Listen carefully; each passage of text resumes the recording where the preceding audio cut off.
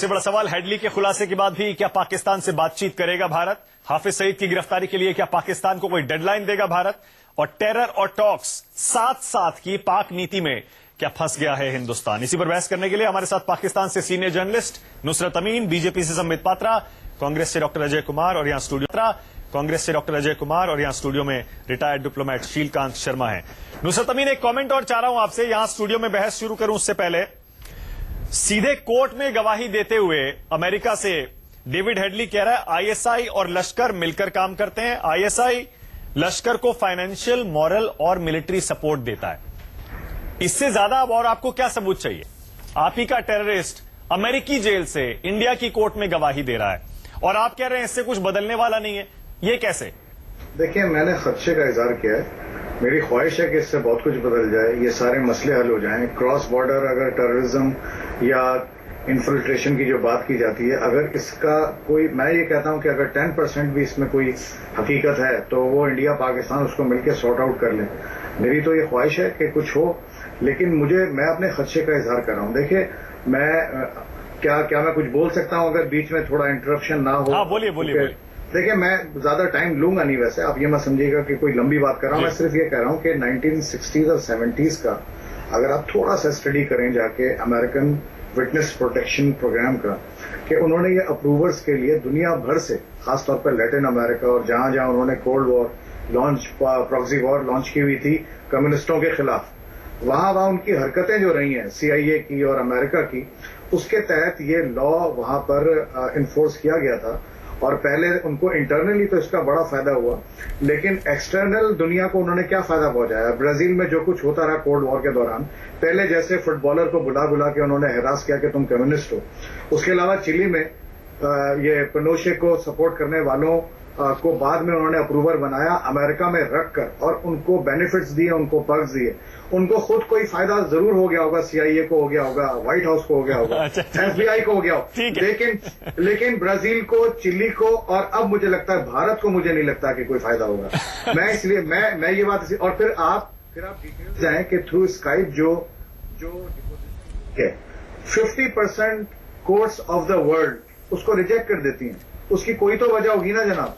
अच्छा, ठीक है नुसरत अमीन, आप जो बात कह रहे हैं अब अमेरिका की इंटेंशंस पे सवाल उठा रहे हैं। संबित पात्रा मुस्कुरा रहे थे उस पे, शीलकांत शर्मा भी बिल्कुल सहमत नहीं है। लेकिन संबित पात्रा, पहले आपके पास आ रहा हूं, पहले तो जवाब दीजिए। आपकी तारीफ हो रही है आपकी सरकार की। नुसरत अमीन कह रहे हैं इंडियन गवर्नमेंट ने बहुत रिस्पॉन्सिबल रुख अपनाया हुआ है कि बातचीत तोड़ी नहीं है टेररिज्म के इतने बड़े इंसिडेंट के बाद भी, पठानकोट के बाद भी। फीडबैक है वो मैं आपको बता रहा हूं।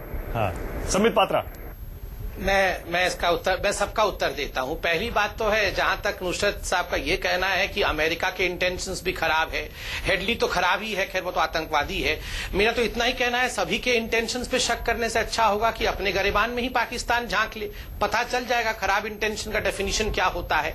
और जहां तक आपके इस प्रश्न का उत्तर है मानक जी की तारीफ कर रहे हैं नुसरत अमीन साहब हिंदुस्तान का, मैं तो कहूंगा पूरा विश्व हिंदुस्तान की तारीफ करे। इससे बढ़िया बात क्या हो सकती है? जब से मोदी जी प्रधानमंत्री बने हैं पूरा विश्व तारीफ कर रहा है, इसमें कोई दो मत नहीं है। जहां तक टॉक एंड टेरर एक साथ चलने की बात है, चलिए मैं आपको बताता हूं फर्क क्या हुआ है। जो हम लोग कह रहे थे ना पहली बार कितनी चीजें हुई हैं, आप देखिए 26/11 भी हुआ, वो अफसोसनाक घटना हिंदुस्तान में हुआ 26/11। उसके बाद पाकिस्तान डिनायल मूड में गया, पाकिस्तान ने कहा हमने ये नहीं किया। आपको याद होगा दिग्विजय सिंह तो आके कह रहे थे ये RSS ने किया, प्रेस कॉन्फ्रेंस भी किया कांग्रेस ने कि RSS ने किया है। मगर इस बार जब पठानकोट हुआ तो उल्टे नवाज शरीफ ने फोन किया हिंदुस्तान, नवाज शरीफ ने, और वो क्लीन चिट भी दे दिया वहां पे, उन्होंने मसूद अजहर को क्लीन चिट भी दे चुके हैं। नहीं, सुन तो लीजिए, पूरा सुन लीजिए, फिर जरूर आप मुझसे जेरा कर लीजिएगा। उन्होंने फोन किया और डिनायबिलिटी से एक्सेप्टेबिलिटी की। और दूसरी बात देखिए, हिंदुस्तान की सरकार ने कहा कि ये एक इंपॉर्टेंट फर्स्ट स्टेप था। फर्स्ट स्टेप मतलब एक्सेप्ट करना, रेड करना, अरेस्ट करना। डॉक्टर पात्रा, क्लीन चिट मिल चुकी है, अब उस पर उसे आप कामयाबी कैसे बता सकते हैं? मसूद अजहर, लश्कर को क्लीन चिट मिल गई पाकिस्तान में ऑलरेडी। तो मैं उस पे कहां कमेंट कर रहा हूं? सुन तो लीजिए, मैं यही तो कह रहा हूं, फर्स्ट स्टेप तो ठीक था, तो बदला क्या? अगर सब्सिक्वेंट स्टेप कैसा रहेगा पाकिस्तान का, उस पे हम निर्णय लेंगे कि टॉक कब होगा, कैसे होगा वो सब सरकार निर्णय लेगी। ये सरकार ने बड़े स्पष्ट रूप में कहा है कि फर्स्ट स्टेप ठीक है, सब्सिक्वेंट स्टेप के लिए हम इंतजार कर रहे हैं। तो डिनायबिलिटी से एक्सेप्टेबिलिटी और अभी वेट एंड वॉच पॉलिसी में सरकार देख रही है। आप बताइए, कहां तो कांग्रेस के समय 26/11 पे खुद कांग्रेस के जनरल सेक्रेटरी इंडिया को ही दोषी बता रहे थे, और यहां तो पाकिस्तान भी मान गई है कि उन्होंने ही कराया है। फर्क है कि नहीं? नहीं मान रहे ना डॉक्टर पात्रा, नहीं मान रहे। उन्होंने शुरू में बातचीत बचाने के लिए कह दिया कि हम टीम बना रहे हैं, लेकिन अल्टीमेटली उन्होंने क्लीन चिट दे दिया मसूद अजहर और लश्कर को। अजय जी एक बात बताइए, अजय जी क्या आपको लगता है इंडियन गवर्नमेंट को कोई डेडलाइन, कोई अल्टीमेटम देना चाहिए अब पाकिस्तान को, खासतौर से ये हेडली के इतने सारे खुलासों के बाद? पहले तो संबित पात्रा जी और भारतीय जनता पार्टी का झूठ फरेब की जो टिप्पणी होती है, पहले मनमोहन सिंह जी ने कहा था कि 26/11 के बाद हम पाकिस्तान से लड़ना है, मेरे से मत लड़िए। एक मिनट संबित पात्रा जी, क्योंकि आपकी जो झूठ और फरेब जो है उसके जो पर्दाफाश कर रहा हूं, उसके बाद आपके हमारे प्रधानमंत्री ने कहा कि हम बातचीत नहीं करके पाकिस्तान के पास है, तो दोगला जो है डबल स्टैंडर्ड, दो चेहरा में तो आप लोग पाकिस्तान के पास है। दूसरी बात है कि भारतीय जनता पार्टी पाकिस्तान में इतनी पॉपुलर हो रही है, तो हमको चिंता की बात है कि पूरी तरह से जिस तरह से आपकी जो है लोकप्रियता पाकिस्तान में हो रही है, तो देश के लोग के लिए चिंता की बात है। दूसरी बात हम ये कहना चाहेंगे कि जो आप लोग बोलते वार्तालाप नहीं होगा, आप बताइएगा कि मसूद अजहर वाली क्या स्थिति है। अगर हम कहेंगे कि लखवी और हफीज सईद हमारे समय में गिरफ्तार हुआ था, तो जनता को जब विदेश नीति आप पार्टी बेसिस पर देश के जनता को गुमराह करते हैं, तो वो बड़ी जो है विचित्र तरीके का देशभक्ति है भाई साहब आपकी। हमारा ये कहना है कि जब लखवी गिरफ्तार हुआ था, कम से कम देशभक्ति तो है, चाहे विचित्र ही सही, वो देश की बात थी। और अब देश के खिलाफ भारतीय जनता पार्टी बातचीत करती है कि एक अच्छा कदम है, पूरा क्लीन चिट मिल गया है संबित पात्रा जी, क्लीन चिट मसूद अजहर को। तो और आपका मसूद अजहर का तो पुराने संबंध है, आपने तो उसको छुड़वा दिया था, तो अब जो है उसको क्लीन चिट भी मिल गया है। हमारा ये कहना है कि भाई साहब कम से कम कांग्रेस के प्रधानमंत्री जैसे हिम्मत रखिएगा कि बातचीत नहीं होगी तो बातचीत नहीं होगी।